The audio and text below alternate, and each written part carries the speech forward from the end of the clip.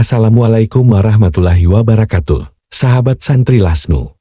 Dari pemaparan Kiai Haji Imaduddin Utsman Al-Bantani, kita mendapatkan pesan yang sangat penting. Ternyata menjaga kemurnian nasab suci Rasulullah Sallallahu Alaihi Wasallam itu sangat wajib sekali. Pergerakan Islam Nusantara untuk tujuan yang sangat penting, yakni demi mengantisipasi adanya pengakuan Imamul Azam atau Imam Besar atau Imam Jumbo, hingga kemudian pengakuan akan Imam Mahdi. Jangan sampai kemudian ada orang-orang yang mengaku sebagai Imam Mahdi padahal dia bukan keturunan Nabi, dan memang ini mesti diantisipasi. Menjadi wajib bagi para ulama Nusantara untuk benar-benar meneliti siapapun orang yang menasabkan dirinya kepada Nabi. Dan fenomena ini sudah kita lihat sekarang.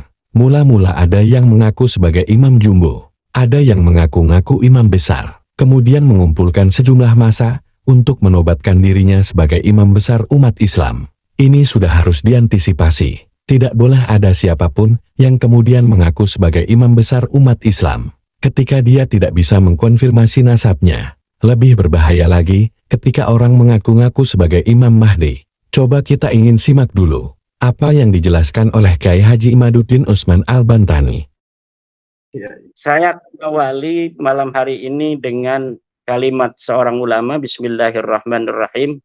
Wa min huquqihi sallallahu alaihi wasallam ayyu an nuhibbahu wa nuhibba ahla baitihi wa an nahfadha nasaba dzurriyyatihi ila yaumil qiyamah minad dukhala'i wal lusaqa'i liwujudil irtibati bainahum wa bainal masail diniyah kal imamah waz zakati wan nadri wal waqfi wal wasiyati. Bahwa sebagian dari hak-haknya Nabi kepada kita adalah kita harus mencintainya dan mencintai ahli baitnya. Sayyidina Ali, Sayyidatuna Fatimah, Sayyidina Hasan, dan Sayyidina Husain. Wa man asarahum fi hayatihim. Kemudian sebagian daripada hak-haknya Nabi besar Muhammad sallallahu alaihi wasallam juga adalah an nahfadha nasaba dzurriyyatihim ila yaumil qiyamah minad dukhala'i wal lusaqa, yaitu menjaga nasab-nasab dzurriyyat Nabi dari para penyusup-penyusup dan para pencangkok-pencangkok. Liwujudil irtibati bainahum wa bainal masaili diniyah, karena adanya kaitan antara keturunan Nabi dan masalah-masalah agama. Kal imamah, seperti imamah, menjadi al-imamul a'zam. Yang kedua adalah wal zakat, seperti zakat, wan nadri dan nadar, wal wasiyati wasiat, wal waqfi dan wakaf, wal imamil mahdi dan imam mahdi. Kenapa kita harus menjaga nasab keturunan Nabi?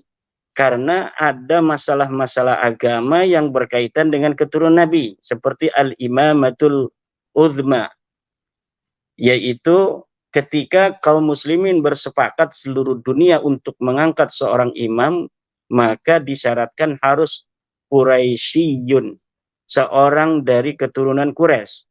Haplogrupnya harus J1. Kemudian masalah zakat. Kita tidak boleh untuk memberi zakat kepada Bani Hashim dan Bani Muthalib. Maka berarti kita harus meneliti mana yang bukan Bani Hashim, mana bukan Bani Muthalib, atau kita meneliti dari mana yang Bani Hashim, mana yang Bani Muthalib, sehingga kita tidak memberikan zakat kepada mereka. Begitu pula dalam bab nadar, wasiat, wakaf. Orang yang bernadar, saya akan memberikan uang 1 miliar kepada keturunan Nabi yang ada di kampung Bojong Soang. Nah, itu berarti harus tahu mana keturunan Nabi dan mana bukan.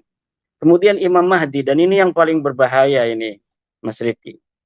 Imam Mahdi itu akan turun menurut kita Ahlussunnah wal Jamaah di akhir zaman nanti dari keturunan Nabi. Apabila hari ini kita tidak betul-betul untuk meneliti siapa turunan Nabi dan siapa yang bukan turun Nabi, tidak menelitinya kita, maka akan ada orang-orang yang mengaku Imam Mahdi dari bukan turun Nabi. Jadi Imam Mahdi palsu. Kenapa? Konsekuensi logisnya orang-orang yang palsu, yang mengaku sebagai turun Nabi, itu akan melahirkan Imam Mahdi palsu di masa yang akan datang. Ini sangat berbahaya. Oleh karena itu, kewajiban para ulama untuk betul-betul mempunyai perhatian yang sangat serius terhadap orang-orang yang mengaku sebagai turun Nabi. Di masa depan itu tidak akan terlalu berat, Mas Rifki. Kenapa hari ini kita terlalu berat? Karena masyarakat kita belum terlalu dewasa. Tapi di masa depan itu tidak akan sesulit pada hari ini. Kita nggak bakal lagi ngurus-ngurusin yang model Balawi ini, yang sudah ketahuan haplogrupnya G itu. Kalau di masa depan anak-anak kita itu nanti untuk meneliti keturunan baginda Nabi itu dari haplogrup dulu. Kalau haplogrupnya sudah J1 baru diteliti itu secara nasab dan sejarahnya. Kalau haplogrupnya itu sudah bukan J1, udah G begini, harus diabaikan. Nyapain pasti nanti ujung-ujungnya sama juga itu. Karena dari situ pasti akan ujungnya bukan kepada Arab, ujungnya bukan kepada Dzurriyyah Nabi. Tetapi karena memang hari ini hal itu masih terlalu cepat ya untuk masyarakat kita. Kita agak sibuk-sibuk nih malam-malam hari ini. Mas Rifki juga harus begadang membahas tentang tulisan-tulisan yang ditulis oleh timnya Rabita Alawiyah, yang 500 halaman yang katanya judulnya keabsahan megalomania itu namanya. Sahabat Santri Lasnu, setelah kita simak tadi, ternyata benar perjuangan yang dilakukan oleh para Kiai Nusantara, termasuk diantaranya yang dipelopori oleh Kiai Haji Imaduddin Utsman Al-Bantani, dalam rangka menjaga kemuliaan nasab suci Rasulullah Shallallahu Alaihi Wasallam dan keutuhan Islam Nusantara. Di sini kita benar-benar sadar tidak boleh ada lagi orang yang mengaku-ngaku sebagai cucu Nabi, membangun nasabnya disambung-sambungkan kepada Nabi, meski kita tahu mereka tidak punya dalil yang benar. Sudah terkonfirmasi secara ilmiah bahwasanya DNA asal-usul keturunan Nabi itu harus J1. Jadi hari ini di Indonesia ada sekelompok orang bahkan segerombolan klan yang telah mengaku-ngaku secara terang-terangan di ruang publik sebagai keturunan Nabi, dan pada kenyataannya YDNA mereka J, bukan J1. Inilah sebetulnya yang diantisipasi. Betapa memang Allah Maha Tahu apa yang akan kejadian. Bakal ada nanti di Indonesia, di dunia internasional, orang-orang yang begitu gampangnya mengaku sebagai anak cucu Nabi. Dan hari ini siapapun punya tanggung jawab yang sama untuk mensosialisasikan bahwasanya sekelompok orang yang mengaku-ngaku sebagai cucu Nabi ini DNA-nya J, bukan J1. Jadi mustahil mereka ini sebagai cucu Nabi. Dan kita sudah menangkap sinyalemen, ada yang kemudian ngaku-ngaku sebagai imam besar umat Islam atau imam jumbo. Ada juga suatu hari nanti akan ngaku-ngaku sebagai anak cucu Nabi atau Ahlul Bait Nabi. Akan muncul sebuah fenomena yang kemudian menjadi fitnah di zaman kemerdekaan. Akan muncul fitnah itu dari bawah telapak kaki laki-laki yang mengaku-ngaku sebagai Ahlul Baitku. Dia mengaku-ngaku sebagai keturunanku, padahal dia bukan keturunanku. Karena wali-waliku, keturunanku,